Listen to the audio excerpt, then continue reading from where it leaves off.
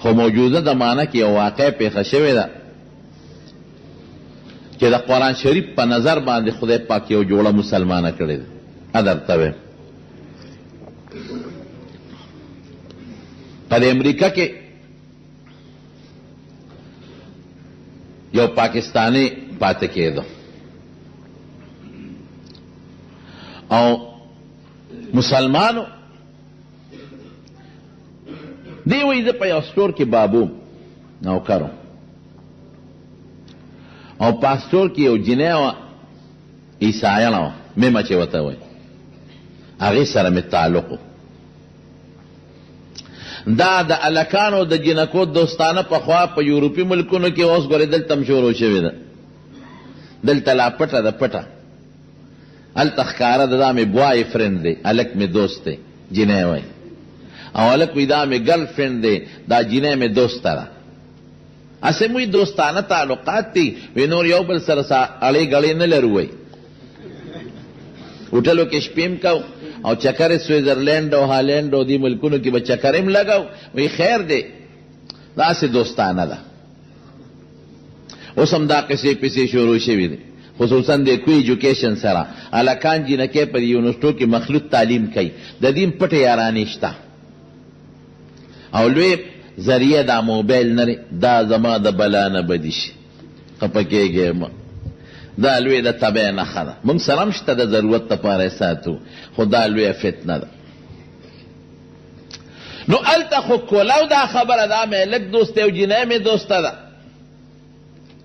دا د هلک یو جنۍ سره تعلق شو جوستانه شو او دواړه په یو سټور کې پاتې کېدل. نو د هلک دې جنۍ ته وی چې ما سره واده وکړه او جنۍ ورته وی چې واده در سره کوم او په یو څو شرطونو. یو شرط به مې دی چې ته به زما کور ته را منتقل کېږې زه به ستا فلیټ ته ستا کور ته نه منتقل کېږم د واده نه پس بالفاظ دیگر ته به راودېږې زما فلیټ ته به راځې یوه او دویم شرط به دی چې ستا به د خپلې مور او پلار او رشته دارانو سره تعلقات نه دا به مکمل ختمي زما مور پلار او دوستان او رشته دارانو سره به تعلقاتي. او دریم شرط ما به د اتوار پر ورځ خپل عبادت خانې ته بوځې چرچ چې ورته وایي زه به عبادت کوم خپل ستا خوښه ده که ته ما سره په عبادت خانه کې چرچ کې دننې او که بارې خو ما ته به دا نه وی چې مسلمانه شه زه به تا ته دا نه ویم چې ته عیسائی شه. دا شرطونه دی جنۍ په د هلک ولګول هلک وله شرطونه قبول کړل ډېره ښه د دواړو وادو شو چې وادو شو د هلک د جنۍ هلته خلک په دې فلیټونو کې اوسېږي داسې عام کورونه نشته 2 کمرو 3 کمرو فلیټونه دي. نو دا جنۍ دا هلک د دې جنۍ فلیټ ته منتقل شو. هلک وایي چې زما په موبایل کې زما د مور پلار دوستانو څومره نمبرې وی ټولې ختمې کړې دې جنۍ وی هلته به تعلق نه دا یریږي دا پاکستانیانو ته دوکهباز ښکاري وی هسې نه سبا دې راته څوک ولمسئ او پاکستان ته مې چې ته په مخه نه کړي او یا راله طلاق را نه کړي وی بس خوشحاله ژوندم تېرو یو ځای به سټور ته تلو یو ځای به بیا واپس خپل کور ته تلو او د اتوار په ورځ به مې دا چرک ته به تله دی به دننه خپل عبادت کو او زه به ورته کله دننه ناست وم کله بار. وی یو ځل د سټور ته تللی وم دا ښځه مې نه وتلې د عیسایانه مېمه وی چې واپس رالم دې خاکروب راوستی او د دې پلیټ صفی یې کړی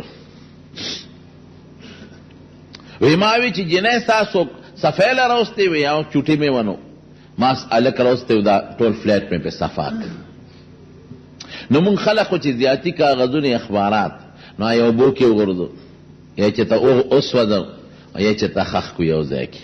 هلته خو دا رواج نشته. نو یو ډسبل یو ډیران غوندې شي وي هغې کې غورځئ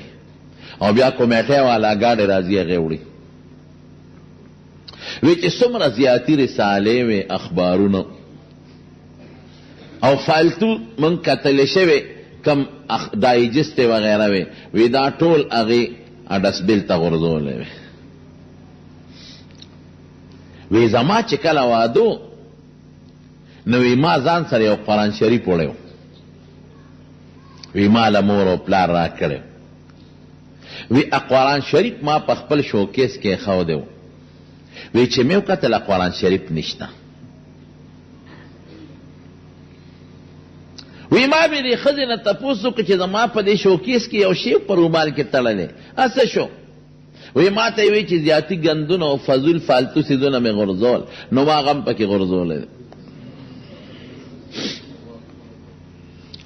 تا دې درې کاله وي زمونږ د واده نه پس یو ځای ژوند تېر شوی او ډېر د محبت او د مینې ژوند. وی ما ته وی دې 3 کاله کې تا وله ګوتې یو نړې دا هلک وی ما ځکه ګوتې نه دي وړی چې زه ما له نمونځ راځي نه راله قرآن شریف تلاوت راځي. هسې په نوم مسلمان د اختر مانځله یو اختر او بل اختر ځم، هم په سوونو کیلومیټره لرې ځم، د دوستانو د ملاقات په غرض ځم، نور ماله د اختر منځم نه راځي چې څنګه خلک کوي هغسې ورسره کوم. قرآن نه راته بس هسې پروت و په تاخ کې د برکت دپاره مې ځان سره ساتلي. وی ما ته وایي چې دې 3 کاله کې تا ګوتې یو نړۍ نو ما چې دا څه فضول غوندې شی دی فالتو، نو ام یم دې ډسبل ډیران ته غورځولی. دا هلک وایي چې دا مې واورېدل دې زړه مې یو درز وکړه. مسلمان چې هر څومره کمزوري مسلماني خو د الله په ذات او په قرآن شریف او د حضور پاک په هتک به د زړه په زړه کې خامخا خفګان پیدا کړي، او چې دا پیدا نشي دی به مسلمان نه وي. دا ادنا درجه ده. تاسو نه ګورئ بعضې وخت خلک ویې لکه پلانکي ځای کې چا پیغمبر ته کنځل کړی دی یا د خدای سپکاوی کړی دی او یا د قرآن، نو که څوک مونځ کوي په قرآن پیږي که نه پیږي نه جلسه جلوس کې شاملې وي غړی خوږېږي. وی دې زړه مې یو درز وکړه چې ښه زما د الله عظیم کتاب ډیران ته پرېوت. دا هغه ځای نه مې رامنډه کړه، یا 14 چته او یا 15 او یا 9 په پاوړو را کوشم اډیران مې لټاو چې خدای دا چته هغه ګنده خلکو او کمیټې والا چته ډیران ته نی غورځولی خوا قرآن شریف پکې پروت و روچت مې کړ او مې سنډه او دې سینې پورې مې ونیوه او بې اختیاره جړا راله او مې جړل چې خدای زما د بې حسۍ او د بې توجهۍ د وجې زما د الله عظیم کتاب نن ډیران ته پرېوت. سوچ کې پرېوتم بره را روان یم جاړم چې دا ښځه خو هم زما عیسایانه ده د مسلمان یم د خپل کتاب څونه قدر کوي.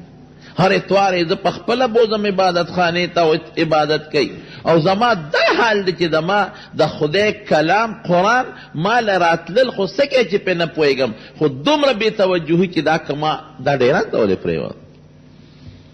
زړه مې خفه دی پریشانه جاړم قرآن مې سینې پورې ونیوه بره راوختم. وی چې راوختم دې ښځې رامنډه کړې ما ته راته غاړه وته او ما نه معافي غواړه چې خاونده ما معاف که ما ستا عظیم کتاب مقدس ډیران ته غورځولی دی زه معافي غواړم. وی ما ورته وی چې غلطي ستا نه ده غلطي زما ده، که دا ما په دې 3 کاله کې یو ځلم راغشتې وې تا به نه وې غورځولی، که د دې دا رومال ما سنډلې وې تا به نه وې غورځولی، که دې دا رومال ما بدل کړی وې اسې مې کتلی وې ځای مې وله بدل کړی وې تا به نه وې غورځولی، خو په دې 3 کاله کې دې له ما ګوتې یو نړې نو تا ته فالتو شي ښکاره شو، نو غلطي ستا نه ده زما ده. ښځه څه وایي؟ وی نه غلطي زما ده، ما ستا مقدس کتاب غورځولی دی. که تا زما مقدس کتاب بایبل غورځو انجیل شریف ما له به غوسه نه راتله. پکار دی چې ما درنه تپوس کړی وی چې دا غورځوم که نه، یو وی زما غلطي بل وی زما غلطي. دا سړی ورته وایي ښه دی تا ته څه پته ولګېده چې دا زما مقدس کتاب دی؟ وی شابه سړیه دا خبرې به په لاره کوو، ما خپل ملا له بوزه زه ایمان راوړم مسلمانېږم. ښځې ولې مسلمانېږي؟ تا خو په ما د واده نه مخکې شرط لګولی چې ما ته به د ایمان اسلام غږ نه کوې، ته ولې مسلمانېږي؟ څه چل دی؟ څه مسله پېښه ده؟ وی په لاره درته ویم اله شا به زر کوه څومره زر چې کیدی شي ګاډې روانه وه ما د خپل ملا له بوځه مذهبي پیشوا له بوځه زه مسلمانېږم ګاډې مې سټارټ کړه دا را روانه شو چل څه شوی دی وی چې ته کله کوش وې او په منډه کوزېدې ما وی چې ما د دې خاوند څه قیمتي شی غورځولی دی قیمتي څه شی دی نو ما په دا کلکۍ کې د تبره په روشندان کې کتل نو چې ته ورغلې دا شی دې روچت که وی قسم دې د دې نه یو رڼا روچته شو یو غونډس کې رڼا هغه بره راتله په دې کلکۍ را دننه شوه او زما په دې سینه کې وردننوته وی قسم دې په دې خپل زړه کې یو انقلاب محسوسوم سړیه زما هغه نه دی پاتې چې کم مخکې دی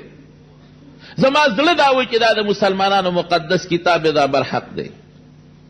او د دې کتاب دینم سوچه دی او حق دی زړه مې غواړي زړه مې بالکل بدل دی زړه کې انقلاب راغلی دی د دې کتاب بېعزتي مې کړې ده هتک مې کړی دی پناپویتیا مې کړی دی خو کړی مې دی ما ته داسې لاره وښایه چې د دې کتاب عزت قایم شي اوس هغه لار ما ته دا یوه ښکاري چې دا کتاب زه خپل کم دا سینې پورې ونیسم په دې ځان پوه کم او په دې کتاب ایمان راوړم وی به مې تله وی 3 کاله مخکې چې کوم ملا صاحب نه زه لا جدا شوم هغه له مې بوتله وی دا ما دې ښځې خو د هغې ملا صاحب په خوله بیعت وکړو او الله مسلمانه کړه مسلمانه شو او وی زه برای نام مسلمانوم ما له مونځ نه راته کلمه نه راتله قرآن نه راته وی امام د خپل ایمان تجدید وکړه دا ښځه څه وایي د دې خپل الفاظ دي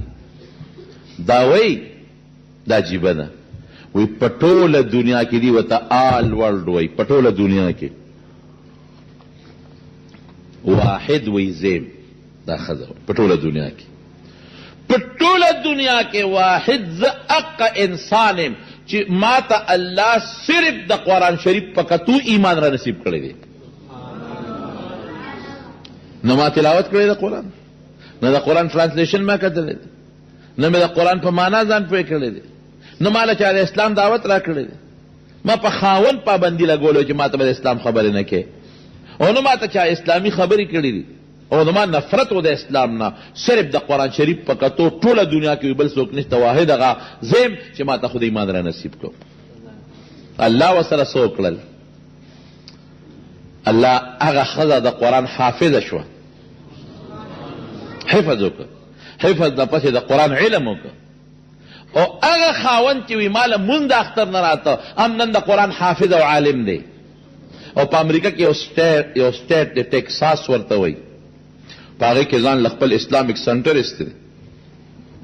ځان له خپل د یو انجیو په شکل کې بغیر د سرکاري ادارې نه ځان له خپل او دی وی زمونږ د برکت نه په امریکا کې خدای پاک په زرګونو هندوان سیکان انګریزان مجوسیان دهریان الله اسلام ته راوړو بنیاد د خدای قرآن وهذا کتاب انزلناه مبارک زموږ مفسرین خو لیکي چې برکت دا دی چې تلاوت وکړه عمل وکړه عقیده خپله که بېشک هم دغسې ده لیکن دا پکې نوی برکت دی چې قرآن په اورېدو لوی فهرست دی چې خدای ډېر خلک مسلمانان کړي دي قرآن په اورېدو ډېرو مریضانو له الله شفا ورکړې ده روحاني هم جسماني هم قرآن په ترجمه باندې او په مفهوم باندې ویلو سره الله ډېر مسلمان ته هدایت نصیب کړی دی لیکن د قرآن په کتوم الله یو کافر ته ایمان ور نصیب کړی دی دا د قرآن برکت